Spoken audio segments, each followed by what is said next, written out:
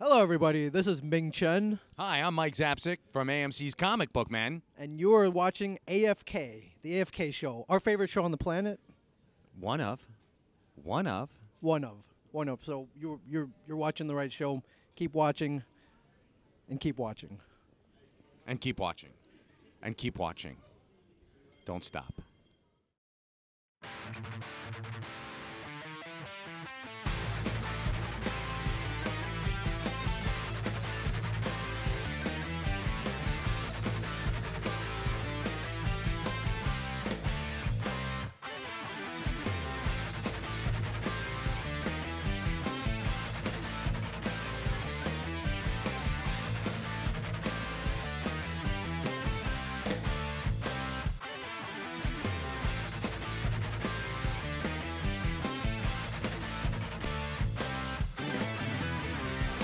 Rabia. I'm the CW insider for the CW 35. Anybody watch the CW?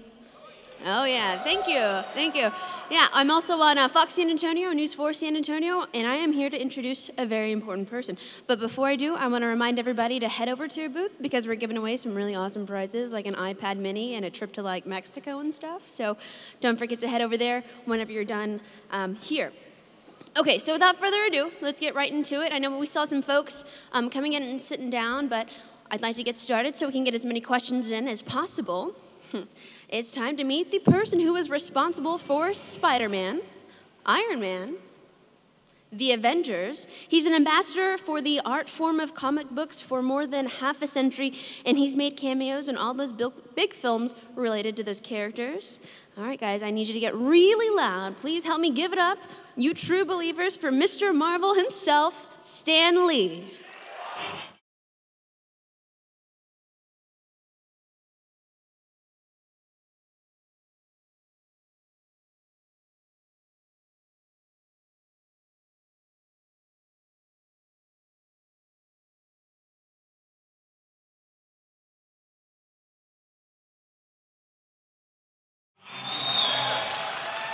Look at that. Oh, look at that.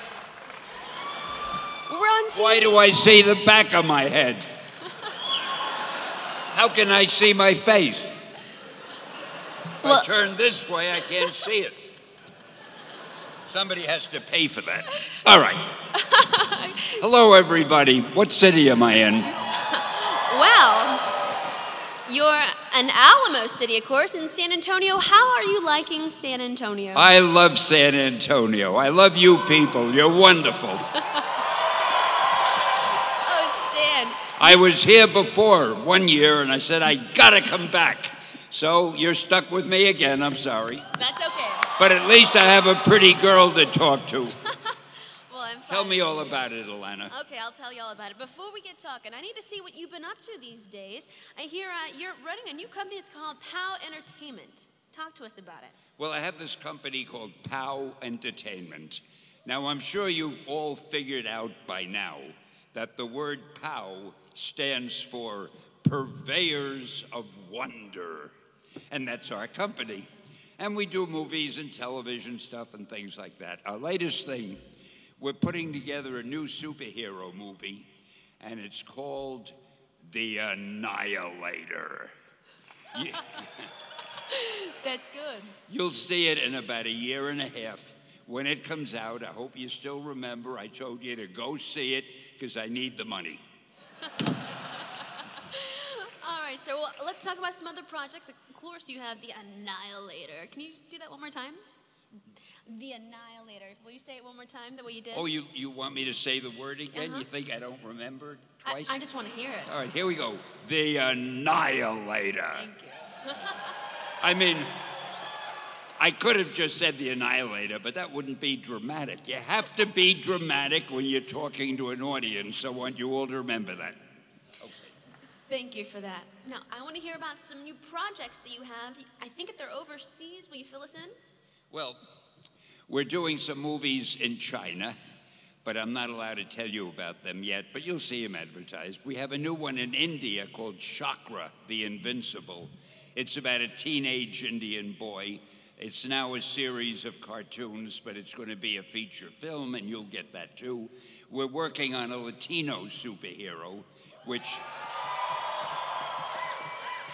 I figure it's about time we had one of those. And we're doing a lot of stuff. The big thing is, the most important thing is to keep busy. Because if I'm not busy, I get in trouble, and nobody wants me to get in trouble. And there you are.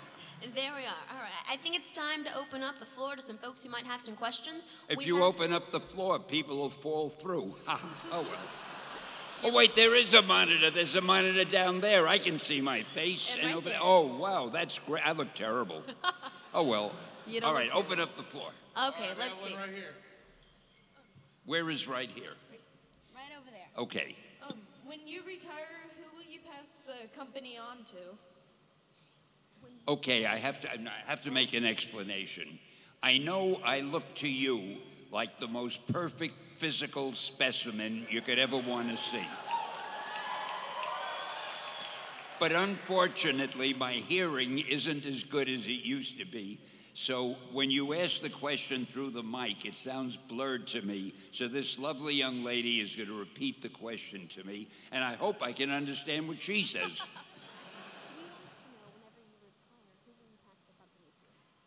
When I retire, I don't intend to retire.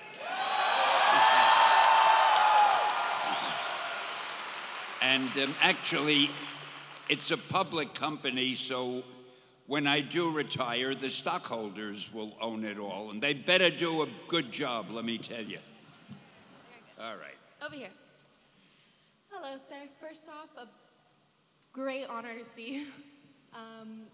Obviously, there's a really big presence of fans, and we're pretty great evidence of that. What's your opinion with the forums and fan fiction when it comes to your work?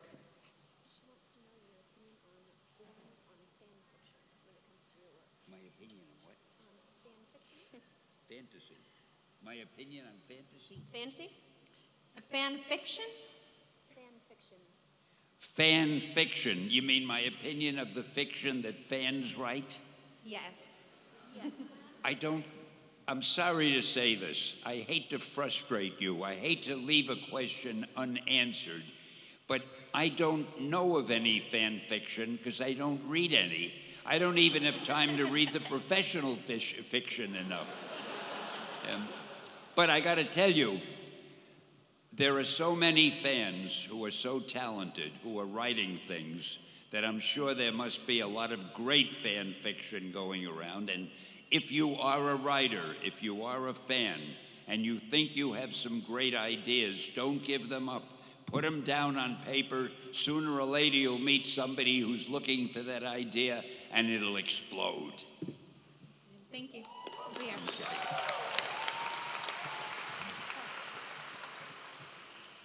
Hello. So far, so good. Who do you? Oh. Who do you think that Peter Parker likes the most, Mary Jane or Gwen Stacy? Oh. I have trouble keeping up to whether Gwen Stacy is alive or dead. But if she's still around, when I wrote The Two Girls, when I used to write about Peter with them, I was always wondering myself, who would I have him end up with? And some days I'd think maybe it should be Gwen. I mean, she's a nice gal, she's perfect. And then I thought, well, what about Mary Jane? She's real cool and hip. And then I thought maybe he could be a bigamist. But I never was sure in my own mind. I figured I'll think of it sooner or later. And then when I stopped writing the strip, another guy named Jerry Conway, he killed Mary Jane, and I didn't know she was going to die. And a few months earlier, I had had her father killed in a fight. And I thought to myself, the readers are going to think I have something against the Stacy family. I killed the father, and now the girl is killed. But I didn't want Gwen to be killed. But luckily, they brought her back somehow or other. I don't know. People in the comic business are like God. You can kill somebody, you can bring them back, you can do whatever you want. All right, we have a question over here. Spider-Man is my favorite book. You are a great human being. Thank you. That I could understand. What was your inspiration when you killed off Uncle Ben? First of all, I am thrilled I actually could hear and understand one of the people in the audience. It wasn't an inspiration. What it was, I wanted to make Peter Parker regret something that would make him want to be a hero and do good deeds. And I thought if in some way he could think he was partially responsible for Uncle Ben's death, that would make him feel he's got to spend the rest of his life making up for that and doing good for other people. And that was the reason. It was just to give Peter a little bit of a guilt feeling, to make him want to be a hero, to make up for the fact that if he had been a little more alert or a little bit more caring, maybe Uncle Ben would still be alive. And that's why I did it, because I'm a very, very cool writer who thinks of those things. Thank you. Thank you. How do you know where the voices come from? You point there and there. They all sound alike to me. I'm going back and forth. Okay. That's offensive against us nerds. We What sound side are different. We on now? We're on that We're side over there. now. Okay. Hello. I am honored to come down here. I've driven out 5 hours just to come see you from Houston. Oh, now I've got to be good, or else you'll make me feel guilty. No. Just being here is a pleasure. I came because I wanted to ask you this question. I didn't get the chance to ask you back in Comic Palooza. I've seen you in movies, and I've seen you in the Avengers series, the Marvel Cinematic Universe, the Spider-Man, in all your supporting roles, which you should have gotten an Oscar for, by the way. I couldn't agree more. I think particularly your Amazing Spider-Man one was your best yet.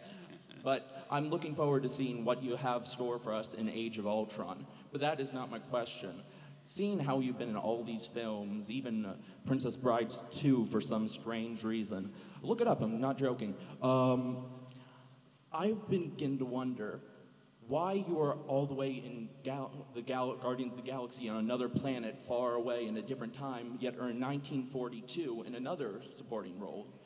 Is it possible that you, Stan the Man Lee, are the Watcher? Are the Watcher? Well, I will admit I've been keeping my eye on all of you. No, I'm afraid I don't have any superpower, and I'm not extraterrestrial. I'll admit I'm a wonderful human being, but I'm really just a little more wonderful than most, but other than that. Will we expect to see you maybe as the Watcher in an upcoming, maybe Avengers 3? During the Infinity Gauntlet? They never give me a role that I can really sink my teeth into. But I will tell you, speaking of Avengers #3, I have a cameo in that movie, which is the funniest cameo I have done yet. I cannot tell you what it is or they'd shoot me, but you must not miss it, because it gives me a chance to show my acting chops. I mean, I really perform in this one, and it's so funny. Well, you'll see when you see the movie. I'll look forward to it. Thank you. And thank you. By the way, speaking of all the cameos that I do, you may not realize that. You may think they just give me the cameo to kid around. No, that's how they make a lot of money, and I'll explain why. Take the X-Men movie, the last one. I didn't have a cameo in that. You may think somebody forgot. No, it was planned for this reason. Somebody goes to see the X-Men, sits through the whole movie, and then says, gosh, I didn't see Stan's cameo. Maybe I blinked my eye, or maybe I reached down for some popcorn and wasn't looking. So what do? They run to the box office and buy another ticket. Because nobody wants to miss my cameo, so X-Men made twice as much money as they expected to make by leaving out my cameo. So you see, it may seem to you it's just a cameo, but it's shrewd business on the part of the movie makers. Over here. Hey, Stanley, I think I can speak for everyone here that we all love you. Well, that's good to hear. Thank you. Thank you for... And I love all of you, except the DC fans, of course. No, I even love those. So we came from North Carolina to come see you, and my son Avery, sitting in the audience back here, is one of your biggest fans. Wave. There he is. Hi there, but I have to tell you, I have to correct you, though. Don't be angry, but I happen to be my biggest fan. Awesome. So, only kidding. You've done so much throughout your career. Are there things that you have on your list of things to do that aren't in production, aren't made yet, or aren't tangible enough? What are you ready to see done? What are you ready to see that's not in production that you haven't had a chance to do in your career? Gee, I've had a chance to do about everything, I guess, except I haven't had a starring role in a movie. Let's make it happen. And and here's something else that you can do. You people are very influential. See, because in numbers there is strength. What I want you to do is contact the Film Academy, the Hollywood, whoever gives out the Oscars, whoever they are. And I want you to tell them it is time they had an Oscar for the best cameo of the year. Yes. Thank you. Thank you very much. I wouldn't have any competition. They'd have to give it to me. Right? Right. Okay. So that's my next thing. Hi. This is a huge pleasure to me, an honor to me, because I'm a reporter for Stevens High School newspaper, and you're my first interviewee. And I have a question for you. What was your main inspiration for a lot of your comic book characters? You had to summarize that for me. I couldn't make it out. He says he's a new reporter and you're his first interviewee. He wants to know what your inspiration is behind your comic book characters. What my inspiration is behind any comic book character? Your comic book characters. How about your favorite? Spider-Man. You want to know my inspiration behind my favorite comic book character? Was that it? Mm-hmm. Yes. Well, my favorite character was Spider-Man. And thank you, web lovers. In fact, I can tell you a story about Spider-Man that maybe you have not heard before. I will tell you about the origin, how I came up with the idea for Spider-Man and what happened after that. So settle back, get comfortable. It's long, it's boring, but it'll kill some time. I had an order from my publisher. I worked for a publisher at the time. And he said, Stan, the Fantastic Four is selling pretty well, and whatever other book we had. He said, come up with a new superhero for me. I want to do another superhero. So I went home and I started thinking, now, when you come up with a superhero, really the first thing you have to figure is, why is he a superhero? What power does he have? So I was thinking, what power could I give a new superhero? We already had the Fantastic Four. And we had a girl who was invisible and had a force field. We had a guy who could burst into flame and fly, a guy whose body stretched, and a guy who was the strongest man of all. What was left? So I'm thinking, and I see a fly on the wall. And I said, gee, what if I had a hero who could stick to walls like an insect? And I thought, that's not bad. Well, what'll I call him? Fly Man? That didn't sound dramatic. Insect Man? Didn't sound heroic. It went down the list. Mosquito Man. And then I said, Spider-Man. Oh boy, that sounded scary. It sounded dramatic. Then I figured, I'll make him a teenager, because there hadn't been any teenage superheroes. That would make it really different. And then, just for fun, I figured I'll give him a lot of personal problems. He'll worry about money. He's not that popular with girls, all kind of things. That'll make him different. Well, I was so excited about that idea, I ran into my publisher and I told him, and he said to me, "That is the worst idea I have ever heard." He said, "Stan, you can't call a character Spider-Man because people hate spiders. You can't make him a teenager. A teenager can only be a sidekick.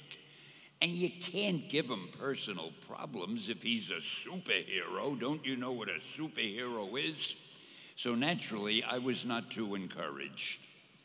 But I had the idea in my mind, I didn't want to let it go. And we were killing a magazine. We had a book called Amazing Fantasy, and we were going to kill it. The last issue was about to be published. Now, when you put out the last issue of a magazine, nobody cares what's in it. It's the last issue. The book is dying. So just for fun, I put Spider-Man in that issue and featured him on the cover. A month later, all the sales figures came into the office, and my publisher rushed over to me and he said, Stan, do you remember that character Spider-Man of yours that we both loved so much?" I swear. He said, "Let's make a series of them." And that's how Spidey was born. Thank you. Now you know the whole unvarnished truth. So a lot of people are always really, really excited to meet you, and you always meet all the celebrities and stuff. But who have you been excited to meet, whether it be the president or an actor? Who have I, what? Who have you been excited to meet? Who have I wanted to meet? Excited to meet? I met a few presidents, actually. I'll tell you a funny story. My whole life consists of funny stories. For some reason that nobody will ever understand, Professor Bush wanted to give me something called the Medal of the Arts. Every year, the president gives out a Medal of the Arts to a handful of people. And I was one of them. It was about 5, 6 years ago, I don't know. So I flew down to Washington. Now, what was her name? What was the name of the girl who always co-starred with Errol Flynn in all those movies? Olivia de Havilland. I don't know if you remember Olivia de Havilland, but she also was getting a medal. And she got up to the stage with the president before I did. He put the thing around her neck, and he gave her a little kiss on the cheek. And then it was my turn. So I walked up, he put the thing around my neck, and I don't know what got into me, but I said to him, "You're not going to kiss me too, are you?" And he burst out laughing, and I was laughing, and someone took that photo, and I have it in my office, a photo of the president and me laughing like hell, and it looks like we're bosom buddies, and we were just the funniest thing. Then I met President Reagan. We were sitting at a dinner, and I was sitting across from him. He was right here, and I was here, and we're facing each other. Now, he was no longer president. He had given up the presidency about a year ago. So what do you say when you're facing an ex-president? I had to think of something to say to him. So I said, "Mr. Reagan, you must feel so relieved that you don't have all the worries of the world on your shoulders anymore. You can relax and be a civilian." And I will never forget, he looked at me with his eyes shining, and he was so intense, and he said, "No, Stan, I loved being president." I mean, I never heard anything like that. That really, so I have a photograph of us talking. It's a very funny photo, because in the photo, I'm walking over to him, and he's sitting down, and he's looking up at me like that, and I'm looking down at him. So I like to put little funny word balloons over photos. So over his head, I put a balloon, "Stan, do me a favor." And I'm saying, "Sure, what?" and he says, "Pose for a picture with me." And I have that hanging on my wall too. But so much about presidents, I don't want to sound like I'm name dropping, which I am. All right, guys, we have another question. We have a little one over here. How cool was it to star on The Big Bang Theory? The Big Bang Theory. What was the question? How cool was it to star Oh. on The Big Bang Theory? Oh, I loved being on that. I wished I had a bigger role. The cast of The Big Bang Theories are great. And the best thing about it, after the show ended, we all gathered together. I'm always getting photographs for a photo, and the blonde girl kissed me on the cheek during the photo, so that made it all worthwhile. But after you finish, I'm glad you mentioned that, after you finish writing to the movie awards committee, whatever it is, I want you to write to the Big Bang Theory and say it's about time Stan was on there again, okay? So if I don't get a call from them in a few weeks, I'll know you failed me, so watch yourself. Over here. I just wanted to say, Stan, I'm a really big fan, and Spider-Man is my favorite superhero. And I was going to ask, what was your favorite Spider-Man comic book? Your favorite Spider-Man comic book? All of them. No, I'm not really good at favorites because I love everything I write. I like all the people I know. I don't even remember all the Spider-Man. I have a lousy memory. This is a secret, don't tell anybody. But I can't remember all the Spider-Man books I wrote, and I can't remember the ones that other people wrote after me, because obviously when I stopped writing them, I stopped reading them. And I guess maybe if I had to name a favorite, it would be the first one, because that was the one where I put it all together, or tried to. So since I'm expected to give an answer when I'm up here, I'll say the first one, which is just off the top of my head. I have no idea how that's any better or different than any other. What's one of your favorite female superheroes you've ever created? Oh, my favorite female super. Well, I was always fond of the She-Hulk. I think they're going to be bringing her back a little bit more. I like the Black Widow. I always liked Sue Storm, the Invisible Girl, because she was easy to draw if she was invisible. But again, favorites, I'm not good with favorites because I'm very impartial. I love everything I've ever done. Sometimes I read those old stories and I say, wow, did I write that? I'm better than I thought. All right, over here. Hey, Stan. One of my favorite characters is Gambit.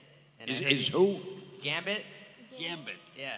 And I hear he's going to be coming out in the movie soon, and Channing Tatum would be playing him.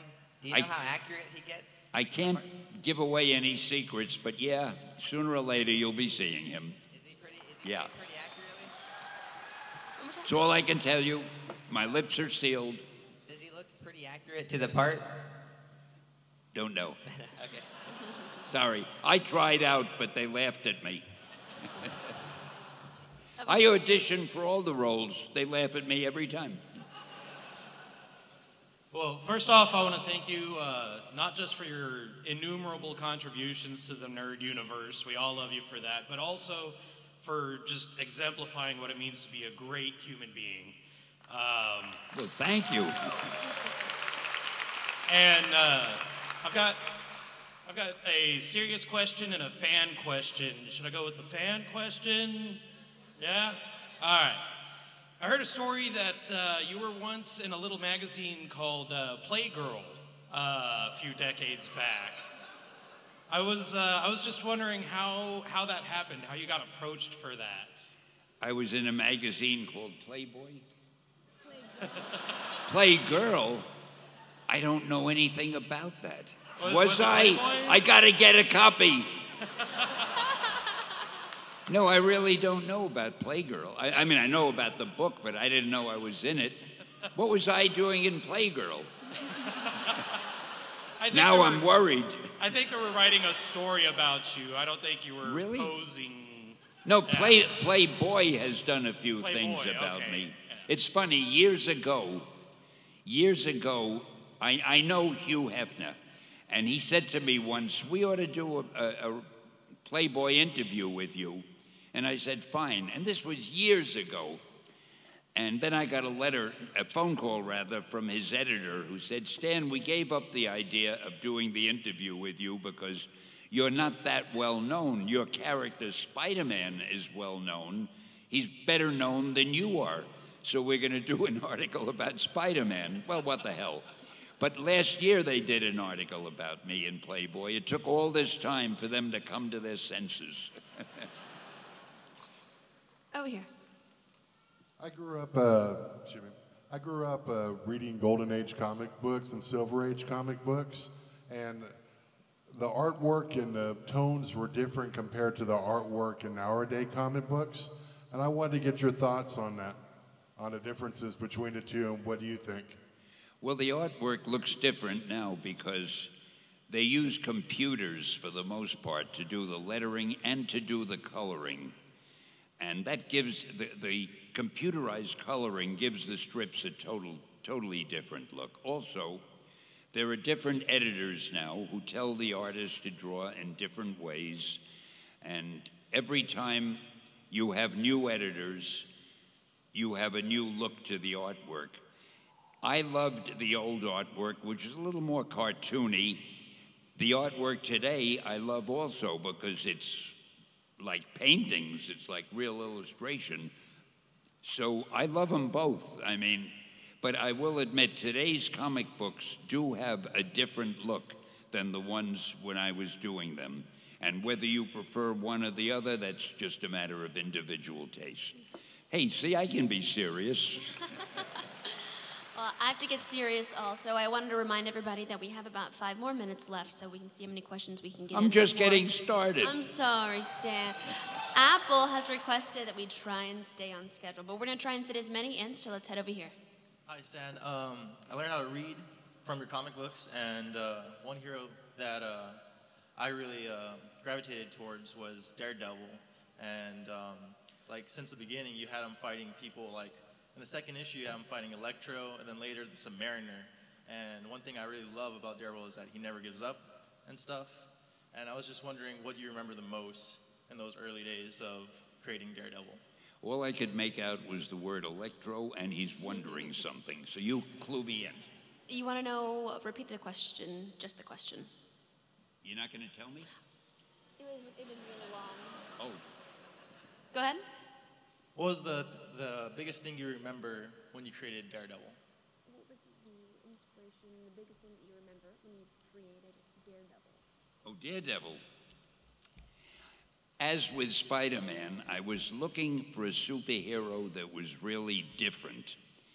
And I don't know, for some reason it occurred to me if I could get a hero who was blind, but yet could do things that other people couldn't do, that could be very interesting, because I realized that if your other senses are magnified, your sense of hearing, your sense of smell, and so forth, you could probably function even if you couldn't see. So I liked that idea, and I did Daredevil, and I love that character. I don't know why he's not a bigger character in the Marvel Universe, but I think he will be, because they'll be doing a movie of him, and when they do, he'll become incredibly popular because they'll get an incredibly good actor and he'll suddenly become one of the stars again. But that was the idea. I wanted to show that somebody with an infirmity could still function well in the world. And the funny thing is, I was a little bit afraid that I'd get letters from charities that had to do with blindness, and they'd say, "Why are you writing this silly thing? You know no blind person can do that. Are you making fun of them?" But rather than that, I got so much mail from different Lighthouse for the Blind type of charities saying, "We love the fact that you have a blind superhero, and all of our people here enjoy it so much, and they feel now they're part of all of this." And So it turned out pretty good, and I'm very happy about it. That's it. All right. Thank you.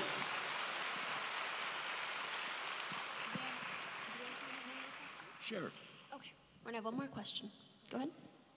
Out of all your heroes that you've created, which was the most fun to make? What was that? Out of all the characters you've created, which was the most fun to make? Oh, that's hard to answer because they were really all fun. The most fun after creating a character is sitting down with the artist and talking about it and saying, come on, do some sketches. What would it look like? And the artist draws a few things. I say, no, I don't like that. I like that. I'll tell you one thing. The one costume that I always hated, it wasn't a costume. I never liked the way Iron Man looked. We never, no matter what artist drew him, in almost every issue, we changed the armor a little bit.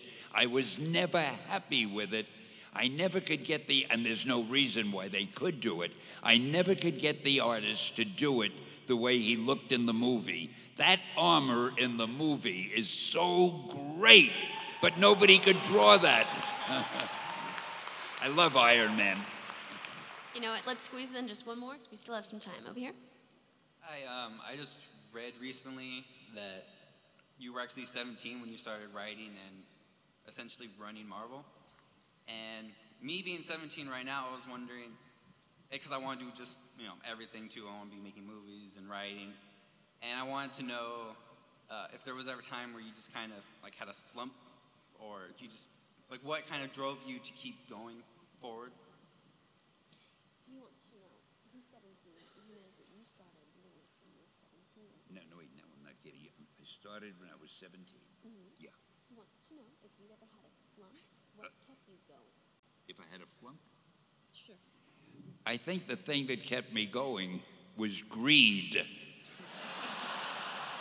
No, I grew up during the Depression. My father didn't have a job, couldn't get one. There were no jobs in those days.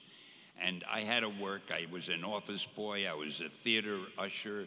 I wrote advertising copy for a hospital. I wrote obituaries for the Associated Press, dull things.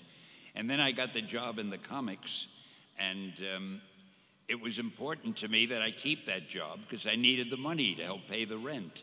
And I stayed with it all the time. I never dreamt that I'd be in the comic book business. I used to think maybe I'll be an actor, maybe I'll be president of the United States, maybe I'll be a soldier, something. I never thought I'll be a comic book writer. It just happened. And I was trapped. I still haven't gotten out of it. I'm still trying to wiggle my way out.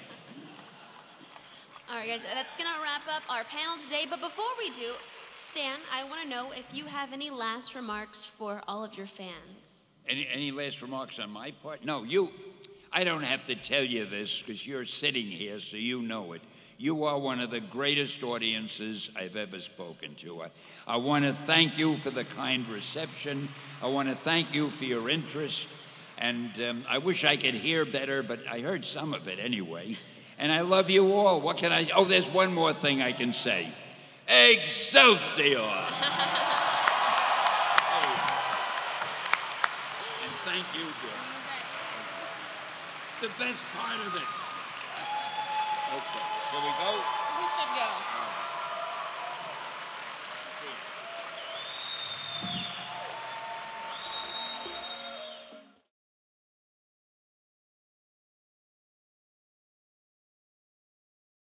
Thank you.